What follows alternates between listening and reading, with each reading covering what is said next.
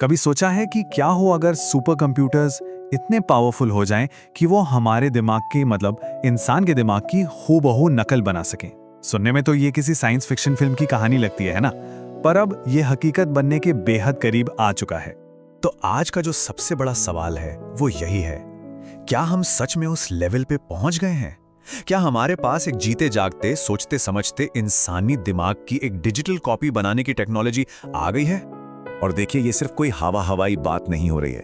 अभी हाल ही में एक साइंटिफिक पेपर पब्लिश हुआ है जिसने ठीक यही दावा किया है, और जाहिर है इसके बाद से पूरी साइंटिफिक कम्युनिटी में एक नई बहस छिड़ गई है। तो चलिए इस मामले में थोड़ा और गहराई में उतरते हैं और पता लगाते हैं कि इस कमाल के दावे में आखिर कितना दम है।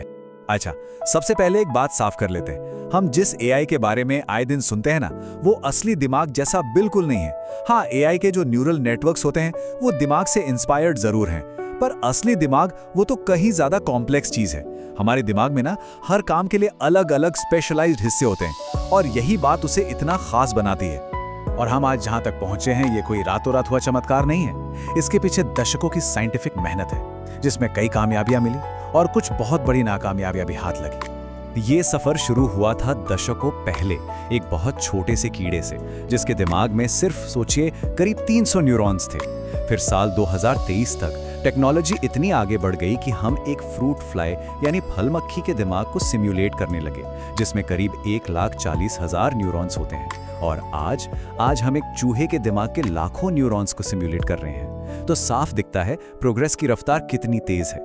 लेकिन हाँ, जैसा मैंने कहा, इस रास्ते में बड़ी बड़ी नाकामयाबियां भी मिली हैं। इसका सबसे बड़ा उदाहरण है करीब एक दशक पहले शुरू हुआ एक बहुत ही एम्बिशियस ह्यूमन ब्रेन प्रोजेक्ट। वादे तो बहुत बड़े बड़े किए गए थे, लेकिन सच ये है कि वो प्रोजेक्ट लगभग कुछ भी हासिल नहीं कर पाया। तो सवाल उठता है कि पिछली बार आखिर गड़बड़ कहाँ हुई और इस बार ऐसा क्या अलग है? देखिए, ह्यूमन ब्रेन प्रोजेक्ट का बजट तो जबरदस्त था, पर दिक्कत ये थी कि साइंटिस्ट खुद ही आपस में तय नहीं कर पा रहे थे कि आखिर करना क्या है। नतीजा कुछ खास हाथ नहीं लगा। लेकिन अब अप्रोच पूरी तरह बदल गई है। इस बार फोकस सिर्फ एक चीज पर है, बस ज्यादा से ज्यादा न्यूरॉन्स को सिमुलेट करो और फिर देखो कि होता क्या है। तो फिर इस बार का असली ब्रेक थ्रू क्या है? वो क्या चीज है जो इस कोशिश को पहले से अलग और ज्यादा उम्मीदों से भरा बनाती है? इसका जवाब छिपा है एक बहुत बड़ी टेक्निकल कामयाबी में। जो सबसे बड़ी प्रॉब्लम थी ना, वो एक टेक्निकल रुकावट थी। होता ये था कि पहले जब बड़े बड़े न्यूरल नेटवर्क्स को सिमुलेट करते थे तो बहुत सारा डेटा एक जगह से दूसरी जगह भेजना पड़ता था, और इसी चक्कर में पूरा प्रोसेस एकदम धीमा पड़ जाता था। लेकिन जो नया तरीका है वो कहीं ज्यादा स्मार्ट है। इसमें क्या करते हैं कि हर एक जीपीयू को लाखों न्यूरॉन्स का एक हिस्सा दे दिया जाता है। हर जीपीयू अपने हिस्से का काम लोकली मतलब वहीं के वहीं निपटाता है, और आखिर में इन सारे जीपीयूज को एक साथ जोड़कर एक बहुत बड़ा मैसिव नेटवर्क बना दिया जाता है।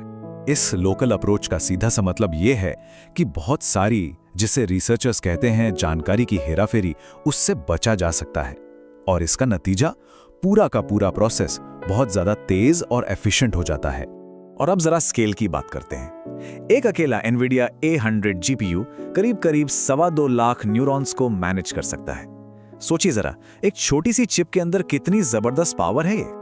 और जब हम इन जीपीयूज को एक साथ सुपर कंप्यूटर में लगाते हैं तो आंकड़े सच में चौंकाने वाले हैं। इटली का जो लियोनार्डो सुपर कंप्यूटर है वो करीब 3 अरब न्यूरॉन्स तक पहुंच सकता है। जर्मनी का जो आने वाला जुपिटर सुपर कंप्यूटर है वो करीब 20 अरब न्यूरॉन्स मैनेज कर पाएगा, और ये नंबर इंसान के दिमाग के 80 अरब न्यूरॉन्स के काफी करीब पहुंच रहा है। तो इसका मतलब क्या निकलता है? मतलब साफ है, जिस रफ्तार से हम आगे बढ़ रहे हैं ना, उसे देखते हुए ये लगता है कि सुपर कंप्यूटर्स की जो अगली जनरेशन होगी वो शायद एक पूरे के पूरे इंसानी दिमाग को सिमुलेट करने के काबिल होगी। हम सच में एक नए दौर की दहलीज पर खड़े हैं। लेकिन रुकिए, सिर्फ कंप्यूटिंग पावर ही सब कुछ नहीं है। इससे पहले कि हम बहुत ज्यादा एक्साइटेड हो जाएं, एक रियलिटी चेक भी जरूरी है। वो कौन सी बड़ी रुकावटें हैं जो अभी भी हमारे रास्ते में हैं? इनमें से सबसे बड़ी रुकावट है कनेक्टोम। अब ये क्या है?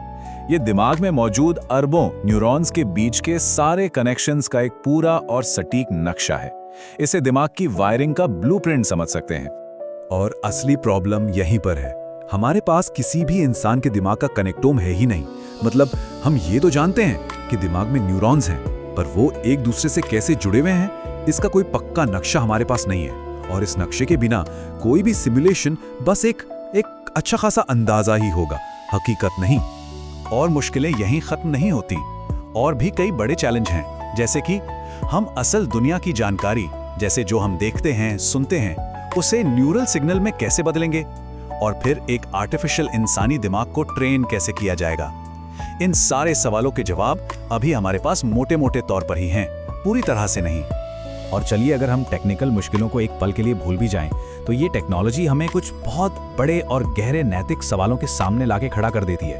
पहला और सबसे सीधा सवाल, क्या होगा अगर ये सिमुलेशन सच में सोचने लगे?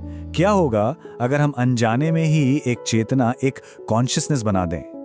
और अगर वो सोच सकता है, तो क्या वो दुख भी महसूस कर सकता है? क्या हम एक ऐसी चीज बना सकते हैं जो दर्द, डर या अकेलेपन को महसूस करे?